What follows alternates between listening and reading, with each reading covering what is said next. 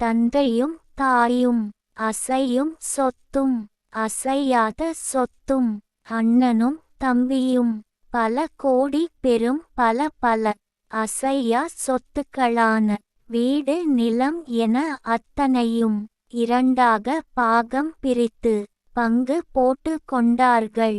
அசையும் சொத்தான தன் உயிர் அப்பாவையும் அம்மாவையும் அவர்களின் மனைவியின் பேச்சை தவறாமல் கேட்டு வேண்டாம் என அண்ணனும் வேண்டவே வேண்டாம் என தம்பியும் இருவரையும் வயதான காலத்தில் கழுத்தை பிடித்து வெளியே தள்ளி தெரு கோடியில் உள்ள நடு ரோட்டில் விட்டு விட்டு சென்றுவிட்டார்கள்.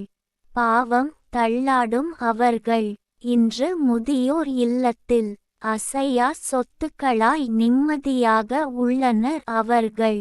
தென்னையை பெற்றால் இளநீரு, பிள்ளையை பெற்றால் கண்ணீரு. கவிஞர் ந. முருகேசன் ஓசூர். கவிதையை படியுங்கள், பாருங்கள். மறக்காமல் லைக், ஷேர், கமெண்ட் மற்றும் சப்ஸ்கிரைப் பண்ணுங்க.